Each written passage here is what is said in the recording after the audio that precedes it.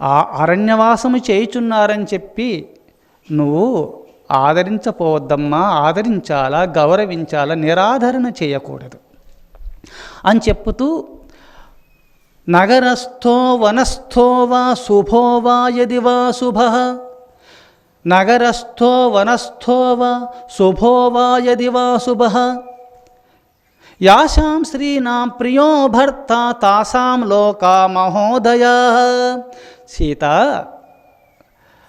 పతిదేవుడు నగరవాసి అయినా సరే, అరణ్యవాసి అయినా సరే, నగరస్థో వనస్థో వా, నగరస్థో వనస్థో వా శుభో వా యది వా శుభః,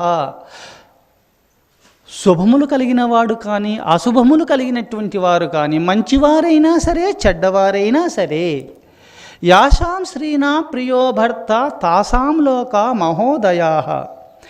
ఏ స్త్రీలు పతిదేవుని గౌరవిస్తుంటారో, ఆదరిస్తూ ఉంటారో, అట్టి స్త్రీకి సంకల్పము మాత్రముల వల్ల ఉత్తమ లోకాలు ప్రాప్తిస్తాయమ్మా అని ఉపదేశం చేస్తుంది. యాసాం స్త్రీనాం ప్రియో భర్త తాసాం లోకా మహోదయాః. అన్ని లోకాలకు సంకల్పం మాత్రం వల్ల ఆ ఉత్తమ లోకాలు పొందగలుగుతారు. పతిదేవుని గౌరవిస్తూ, పతిదేవుని యందు పతియే ప్రత్యక్ష దేవుడని భావన కలిగి, పతిదేవోభవ అనే పదాన్ని స్వీకరించి ఆ పతియే ప్రత్యక్ష దైవం అనే భావన చేత ఏ స్త్రీలు ఆ పతిదేవుని దైవంగా భావిస్తూ, ఆదరిస్తూ, గౌరవిస్తుంటారో సీత, అట్టి మహాతల్లులకు సంకల్పం మాత్రం వల్ల ఏ లోకాలు పొందాలనుకుంటే అట్టి లోకాలు పొందగలుగుతారమ్మా అని ఉపదేశం చేస్తుంది. దుశ్శీలః కామవృత్తో వా ధనైవా పరివర్జితః, స్త్రీనామార్య స్వభావానాం పరమం దైవతం పతిః అని ఉపదేశం చేస్తుంది. అమ్మా సీత, దుశ్శీలః కామవృత్తో వా, దుర్గుణములు కలిగినటువంటి వారైనా సరే, దుశ్శీలః కామవృత్తో వా, దుర్గుణములు కలిగినటువంటి వారైనా సరే, కామాంధుడై అన్య మార్గంలో అధర్మ మార్గంలో చరించువారైనా సరే, స్త్రీనామార్య స్వభావానాం, ఉత్తమ స్త్రీలకు, ఉత్తమ నారీమణులకు పతియే ఏ సతి అయితే పతియే ప్రత్యక్ష దైవంగా భావిస్తుంటారో, పరమం దైవతం పతి, ఆ పతిదేవుణ్ణి పరమాత్మగా దైవంగా చూసుకుంటారు అమ్మా, వాళ్ళే నిజమైన ఉత్తమ స్త్రీలమ్మా అని చెప్తుంది. పతిని ప్రత్యక్ష దైవంగా పతియే పరమాత్మగా చూసుకుంటారో అమ్మా, వాళ్ళు ఉత్తమ స్వభావము గల స్త్రీల అందరి గూఢంగా, ఉత్తమ స్వభావము కలిగినటువంటి స్త్రీలకు అందరూ గూఢంగా పతిని పరమాత్మగా చూసుకుంటారు. అందుకోసం అమ్మా, నువ్వు ఉత్తమ స్త్రీవి, నువ్వు జగన్మాతవు. ఆ జగన్మాత శ్రీ లక్ష్మీదేవతయే, నువ్వు లక్ష్మీ సీతగా జన్మించింది, శ్రీరామచంద్రునికి ధర్మపత్నిగా ఉదయించింది అని గ్రహించి, ఆ లక్ష్మీయే సీతగా గ్రహించింది కావున, అయినప్పటికీ పెద్దవారులు కావున, ఆశ్రమానికి వచ్చినారు కావున, నమస్కారం చేసినారు కావున, అక్కడ పెద్దలు చిన్నవాళ్ళకు ఉపదేశం చేయడం సనాతన ధర్మం.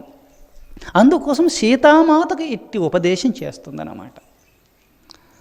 అందుకోసమే పతిదేవుని ఎప్పుడు కూడా అనాదరణతో చూడకూడదు, ఆదరించాలా, గౌరవించాలా. గౌరవించినందువల్ల పతి పరమాత్మ స్వరూపులుగా, పతియే దైవంగా భావిస్తూ పతి సేవ చేస్తున్న పుణ్యాత్మురాళ్లకు అన్ని సిద్ధిస్తారు. ఏదనుకున్నారో అన్ని సిద్ధిస్తారు. ఏం సిద్ధించేది స్వామి, మా పతి నా మాట వింటలేరు అని మీరు ప్రశ్నించవచ్చు ఈ సభలో. ఇక్కడ సరే, పతిదేవోభవ అంటూ మీరు ప్రతిరోజు పాదపద్మములు కడిగి పూజలు చేస్తూ, పతిదేవాయనం అంటూ పూజలు చేస్తూ, ఆ పాదజలమును నీ శిరసు పైన చల్లుకొని, ఎప్పుడైనా పతిని అర్చిస్తూ పూజించినారా?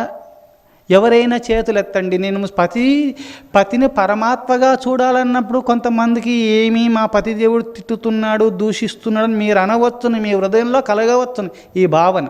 కానీ పతిని పరమాత్మంగా చూసుకొని ప్రతిరోజు పాదపద్మములు కడిగి ఆ పాద జలోదకము శిరసు పైన చల్లుకొని ఆ పాద తీర్థమును స్వీకరిస్తూ పతిదేవుని సేవ చేస్తూ మీరు పతిదేవుని అట్లా గౌరవించండి.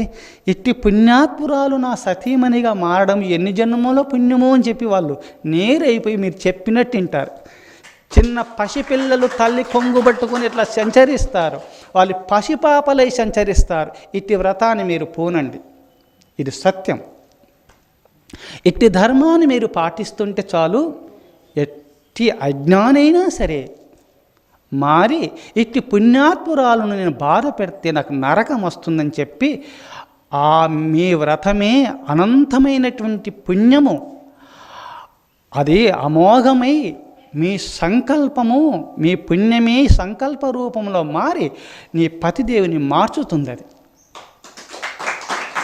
అందుకోసమే సీతామాతకు ఉపదేశం చేసింది. అమ్మా సీత, ఉత్తమ స్వభావం కలిగినటువంటి స్త్రీలకు పతియే ప్రత్యక్ష దేవుడమ్మా. అందుకోసమే శ్రీరామచంద్రుడు అరణ్యవాసము చేయుచున్నారని నువ్వు బాధపడొద్దమ్మా. పతిదేవుని ఎక్కడైనా బాధ పెట్టేవు తల్లి అని చెప్పిందనమాట. చూశారా ఎట్టి ధర్మమును ఉపదేశం చేసిందో. అందుకోసము ఈ ఏనుగులన్నీ కూడా ఆ పతిదేవుణ్ణి ఆ మొసలి లాగుతూ ఆ సరస్సులోకి ఈడ్చుకొని పోవుచుండగా, బాధ పెట్టుచుండగా, మకరితోడబోరు మాతంగ విభుని ఒక్కరిని విడచిపోవ కాలురాక కోరి చూచుచుండె కుంజరీయూతంబు మొగలు తగలు గారె మగువలకును. ఆ ఏనుగులన్నీ కూడా మా పతిదేవుడు సుఖంగా ఉండాలా, ఆ మొసలి బారు నుండి విడువబడి విజయాన్ని పొంది రావాలా అని ఆహార పానీయములు మానేసి ఆహార పానీయములన్నీ మానేసి ఆ పతిదేవుని విజయమును నిమిత్తమై కాంక్షిస్తూ విజయమును కోరుతూ ఆహార పానీయాలు మానిగూడంగా పతిదేవుని స్మరిస్తూ ఉండిపోయినాయి. ఆ సరస్సు ఒడ్డున అన్ని ఊడంగా మా పతిదేవుడు విజయాన్ని పొందాలని కాంక్షిస్తూ కోరుతూ అన్ని ఆహార పానీయాలు మాని పతిదేవుని స్మరిస్తూ వచ్చిన ఏనుగులన్నీ.